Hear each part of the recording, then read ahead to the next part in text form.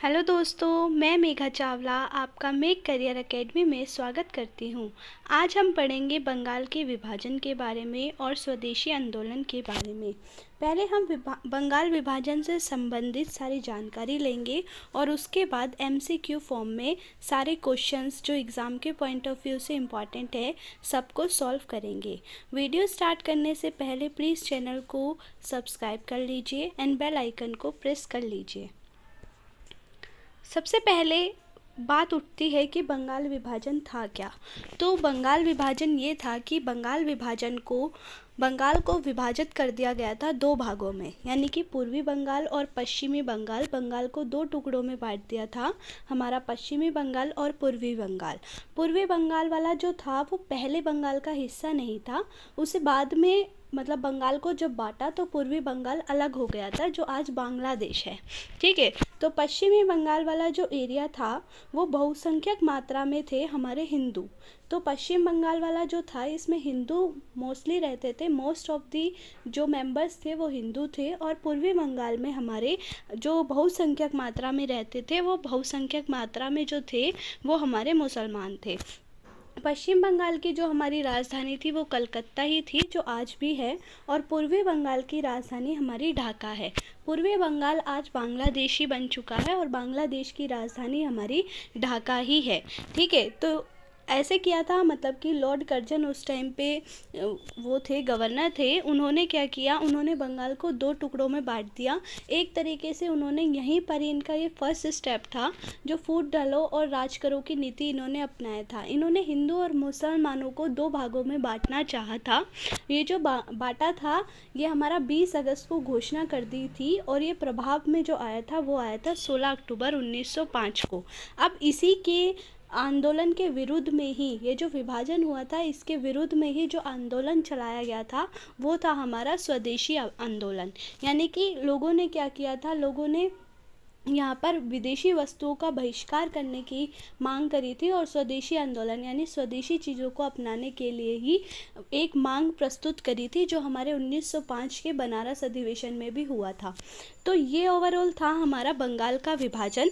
आइए इससे संबंधित जो महत्वपूर्ण क्वेश्चंस हैं, अब हम उस क्वेश्चंस के माध्यम से जो हमारा रह भी गया है वो भी सब पूरा हो जाएगा। तो सबसे पहले हमारी बंगाल विभाजन की जो निर्णय की घोषणा थी वो हमारी हुई थी 20 जुलाई 1905 को। भारत के तत्कालीन वायसराय थे लॉर्ड कर्जन, उनके द्वारा ये किया गया था। और जो प्रभाव में आया था, ये प्रभाव में आया था 16 अक्टूबर 1905 को।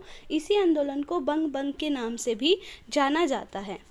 हमारा फर्स्ट क्वेश्चन है, भारतीय स्वतंत्रता संग्राम के संदर्भ में 16 अक्टूबर 1905 को निम्नलिखित कारणों में से किसके लिए प्रसिद्ध है।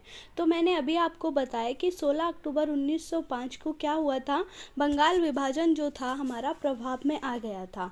तो हमारा फर्स्ट ऑप्शन है कि कोलकाता के टाउन हॉल में स्वदेशी आंदोलन की औपचारिक घोषणा कर दी गई थी। गलत है, ये हमारी 7 अगस्त को की गई थी। दादा भाई नौरोजी की घोषणा की भारतीय राष्ट्रीय कांग्रेस का लक्ष्य स्वराज होगा, ये भी गलत है, ये 1906 के कांग्रेस अधिवेशन में हुआ था। इसके बाद बंगाल विभाजन, जी हाँ, 16 अक्टूबर 1905 को हमारा क्या हुआ था, बंगाल विभाजन जो था वो पूरी तरह से प्रभावी हो गया था। इसके बाद है हमारा बंग बंग के बाद कौन सा आंदोलन शुरू हुआ था। तो मैंने अभी बताया था आपको कि बंगाल विभाजन के विरोध में लोगों ने कौन सा आंदोलन चलाया था। तो स्वदेशी आंदोलन हमारा बंग बंग आंदोलन के विरुद्ध चलाया गया था। ठीक है, इसके बाद है बंगाल विभाजन की घोषणा की गई। तो बंगाल विभाजन की हमारी घोषणा की गई थी 20 जुलाई 1905 को घोषणा कर दी गई थी और 7 अगस्त 1905 को कलकत्ता के टाउन हॉल में एक मीटिंग रखी गई थी, जो स्वदेशी वस्तुओं को अपनाने के लिए एक प्रस्ताव रखा गया था इस मीटिंग में।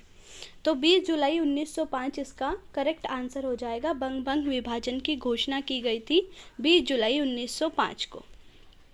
इसके बाद है निम्नलिखित वर्गों में से कौन 1905 के स्वदेशी आंदोलन से मुख्यतः अप्रभावित रहा था? तो आपको बता दूं, जो 1905 का स्वदेशी आंदोलन हुआ था, यानी जो बंगाल विभाजन के विरुद्ध में जो आंदोलन चलाया था, स्वदेशी आंदोलन, वो हमारा पहला ऐसा आंदोलन था जिसमें महिलाओं ने भी पार्टिसिपेट किया था। तो महिलाएं इसमें थी, बुद्धिजीवी लोग भी इसमें थे, इसमें हमारे कृषक नहीं थे और ना ही मुसलमान थे। तो ऑप्शन 2 और 3 यानी कि ऑप्शन सी हमारा इसमें सही हो जाएगा। इसके बाद है 1905 में बंगाल विभाजन किस वायसराय ने किया था? तो 1905 में हमारा जो बंगाल विभाजन था उस टाइम पे वायसराय थे हमारे लॉर्ड कर्जन। इन्होंने ही घोषणा करी थी 20 जुलाई 1905 को बंगाल विभाजन की। इसके बाद है बंगाल के विभाजन के समय बंगाल का लेफ्टिनेंट जनरल कौन था? इससे पहले क्वेश्चन में पूछा गया था कि बंगाल का जो विभाजन था उसकी घोषणा कौन से वायसराय ने करी थी, यानी उस टाइम पे गवर्नर कौन थे? तो गवर्नर हमारे थे लॉर्ड कर्जन। और अब पूछा गया है कि बंगाल के विभाजन के समय बंगाल का ही लेफ्टिनेंट जनरल कौन था? तो बंगाल के लेफ्टिनेंट जनरल थे सर एंड्रयू फ्रेजर। ठीक है, सर एंड्रयूस फ्रेजर जो थे हमारे बंगाल के लेफ्टिनेंट जनरल थे। इसके बाद है बंगाल का विभाजन मुख्यतः किया गया था, मतलब बंगाल का विभाजन ही उन्होंने क्यों किया था? ठीक है, उस टाइम पे आपको पता होगा कि जो अंग्रेज़ थे उन्होंने सबसे पहले जो कब्जा किया था वो भी बंगाल पे ही किया था। 1757 में प्लासी का युद्ध हुआ था, देन 1764 में बक्सर का युद्ध हुआ था। इसके बाद उन्होंने बंगाल पे ही सबसे पहले अपना आधिपत्य जमाया था। तो जो बंगाल था वो ही एक तरीके से मेन रहा था। तो बंगाल पे क्या था, सबसे ज़्यादा हिंदू और मुसलमान थे, तो उन्होंने क्या करा, सबसे पहले बंगाल को ही उन्होंने जो राष्ट्रवाद था उसको समाप्त करने के लिए, यानी कि हिंदू और मुस्लिम पक्ष में ही आपस में ही घृणा करने के लिए उन्होंने फूट डालो राज करो की नीति को अपनाया। और इसी वजह से उन्होंने बंगाल का विभाजन कर दिया था, पूर्वी राष्ट्र, पूर्वी बंगाल और पश्चिमी बंगाल, यानी हिंदू और मुसलमानों को एक तरीके से बांटने के लिए। तो यानी कि किसको करने के लिए, ये वो कर किसके ले रहे थे, स्पेशली हिंदू और मुसलमानों को बांटने के लिए ही नहीं कर रहे थे। वो जो बंगाल में राष्ट्रवादिता था ना, जो बंगाल में राष्ट्रवाद की विधि थी उसको कमज़ोर बनाने के लिए कर रहे थे, क्योंकि बंगाल में राष्ट्रवादिता बहुत ज़्यादा थी। तो फर्स्ट ऑप्शन है हिंदू और मुसलमानों को विभाजन करने के लिए नहीं, हिंदू और मुसलमानों को विभाजन करने के लिए नहीं, बंगाली राष्ट्रवाद की विधि को दुर्बल करने के लिए मेन जो मुख्यतः कारण था, ये एक कारण ये भी था हिंदू और मुसलमानों को बांटने के लिए, लेकिन जो मुख्यतः कारण था वो ये था कि राष्ट्रवाद की जो विधि है उसको किस तरीके से कमज़ोर बनाया जाए, उसकी जो मेन बेस है ना उसको वीक करने के लिए उन्होंने बंगाल का विभाजन किया था। तो ऑप्शन 4 इसका राइट आंसर है। इसके बाद है हमारा स्वदेशी और बहिष्कार पहली बार किस घटना के दौरान संघर्ष की विधि के रूप में अपनाए गए थे? तो भाई स्वदेशी और बहिष्कार अभी बताया है। स्वदेशी आंदोलन किसके बाद चला था? बंगाल विभाजन के विरुद्ध आंदोलन के खिलाफ ही हमारा स्वदेशी और बहिष्कार पहली बार शब्द अपनाए गए थे। इसके बाद है स्वदेशी आंदोलन की घोषणा कब और कहाँ की गई थी? तो स्वदेशी आंदोलन की जो घोषणा थी हमारी, बंगाल विभाजन की घोषणा की गई थी 20 जुलाई 1905 को।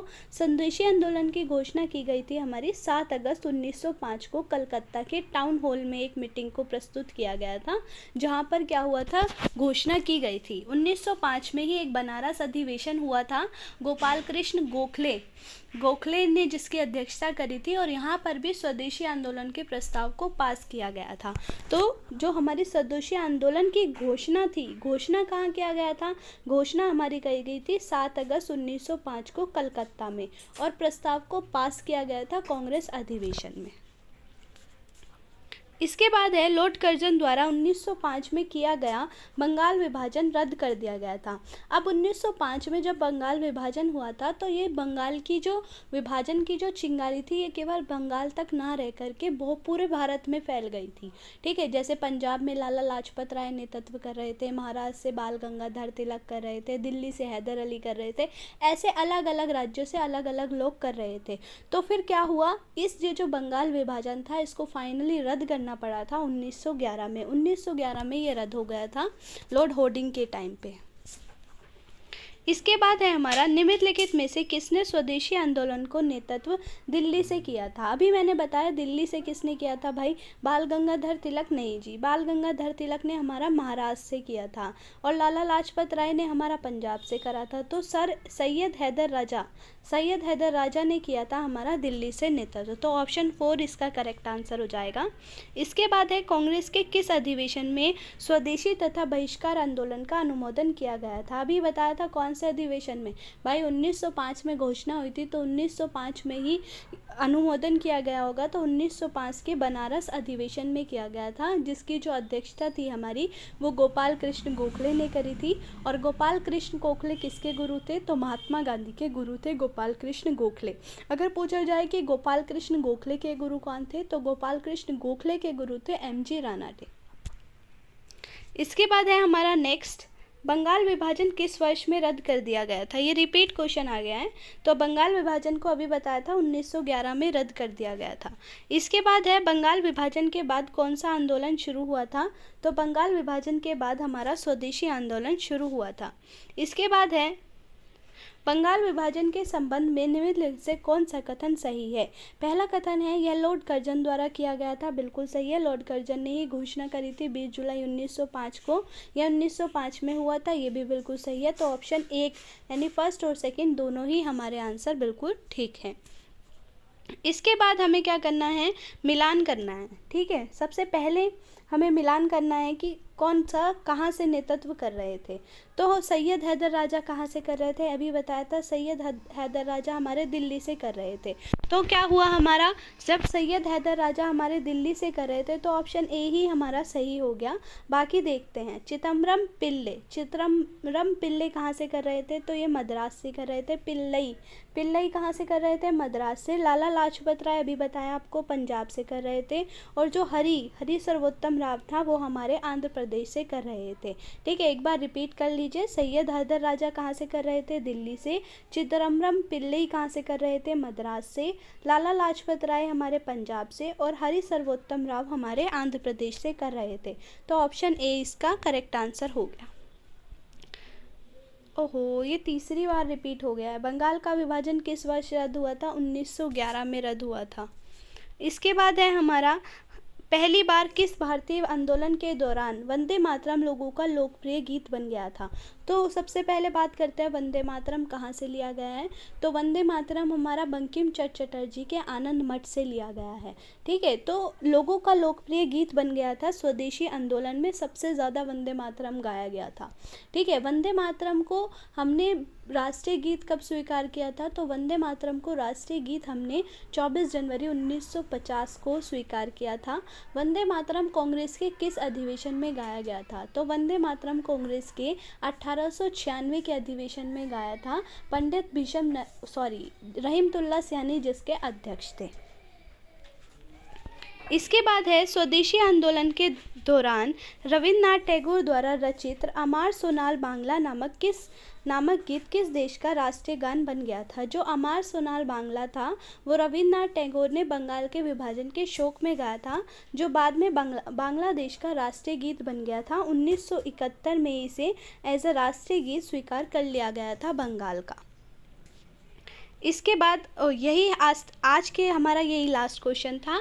आई होप आपको ये वीडियो अच्छी लगेगी, और अगर वीडियो अच्छी लगे तो प्लीज़ चैनल को सब्सक्राइब कीजिए एंड अपने इस वीडियो को लाइक कीजिए, शेयर कीजिए एंड अपने फ्रेंड्स के साथ भी ज़रूर शेयर कीजिए एंड बेल आइकन को प्रेस करना ना भूलें। Thank you.